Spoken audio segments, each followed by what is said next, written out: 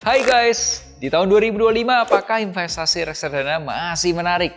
Gimana sih cara pakai reksadananya? Yuk kita bahas.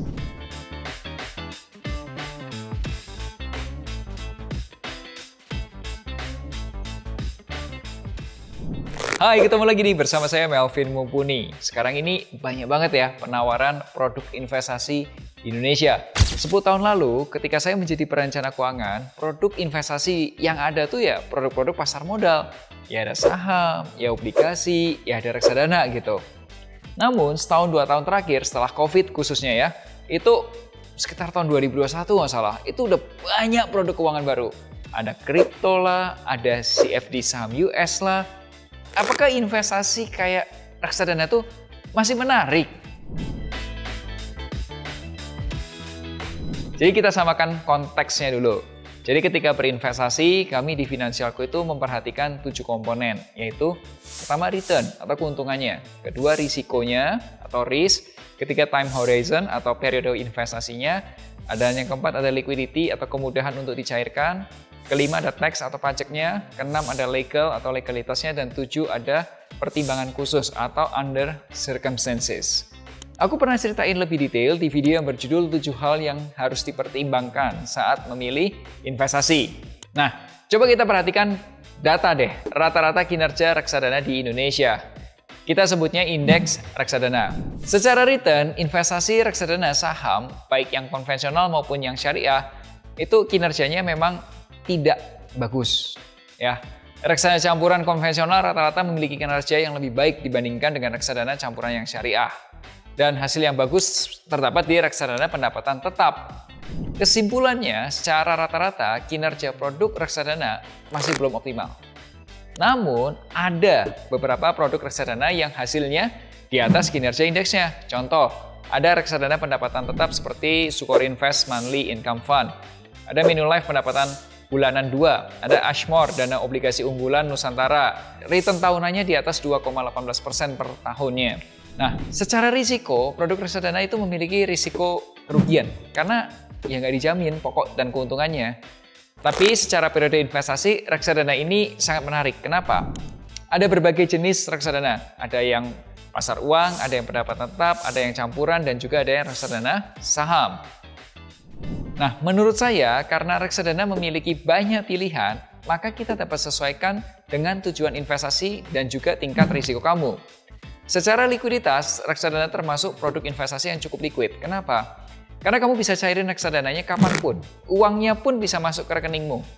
Maksimal 7 hari kerja, dan kamu bisa mulai invest mulai dari Rp10.000. Secara perpajakan, produk reksadana bukan objek pajak. Ya, termasuk Cortex gitu, bukan termasuk objek pajak. Jadi keuntungannya kamu sudah bersih dari biaya-biaya. Secara legalitas gimana? Ya jelas, reksadana itu sudah di bawah OJK. Dikelola oleh profesional yang bekerja di perusahaan manajer investasi. Kalau kamu ada pertimbangan khusus dalam berinvestasi, misal syariah, ESG, dan mungkin kemudahan untuk diwariskan, saya rasa reksadana adalah bagian yang menarik. Vin, gimana cara pakai reksadananya? Kalau saya pribadi itu menggunakan reksadana sebagai diversifikasi investasi. Jadi investasi itu ibarat bermain sepak bola. Ya, ada penyerangnya, strikernya, ada pemain tengahnya. Salah satu pemain tengah saya adalah reksadana pendapatan tetap. Dan penyerangnya adalah reksadana campuran. Jadi cara investasi ya simpel aja, investasi rutin aja. Jadi setiap bulan, misal Rp1 juta deh kita beli ke reksadana. Kamu bisa beli reksadana di banyak tempat. Sekarang ini ada banyak perusahaan apert, sekuritas, dan juga perbankan yang menawarkan reksadana. Dan salah satunya adalah Neobank dari Bank Neo Commerce. Neobank ini adalah bank dengan layanan perbankan digital.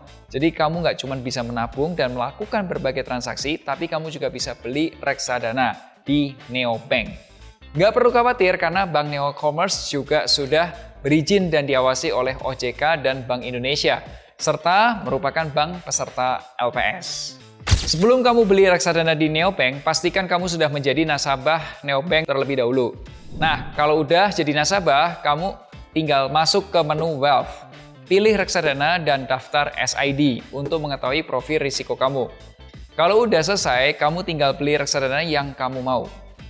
Produk reksadana di neobank ini ada banyak macamnya. Ada reksadana pendapat tetap, ada reksadana campuran, dan reksadana saham. Kamu bisa beli produk reksadana yang sesuai dengan profil risikomu. Kamu bisa beli produk reksadana disesuaikan dengan tujuan investasimu apa dan juga tingkat risikonya kamu. Kamu juga bisa tahu profil risikomu seperti apa dan lihat rekomendasi produk reksadananya. Kalau kamu masih bingung kamu mau beli yang mana, kamu juga bisa bandingin berbagai produk reksadana yang sudah ada di neobank. Untuk tahu lebih lanjut terkait grafik pergerakannya, total AUM-nya, tanggal peluncuran, dividen, dan lain sebagainya. Selain itu, kamu juga bisa atur investasi rutin di reksadana neobank. Buat kamu yang baru mau mulai rutin investasi reksadana, fitur ini cocok buat kamu untuk melatih habit agar terus konsisten investasinya. Reksadana di neobank tentu saja semuanya dikelola oleh manajer investasi yang berpengalaman, dan kamu bisa mulai invest dari Rp10.000 dan banyak pilihan sehingga dapat disesuaikan dengan tujuan investasi dan tingkat risiko. Serta aksesnya mudah dan praktis langsung di neobank. Yuk kita coba beli reksadana di neobank. Download neobanknya di sini.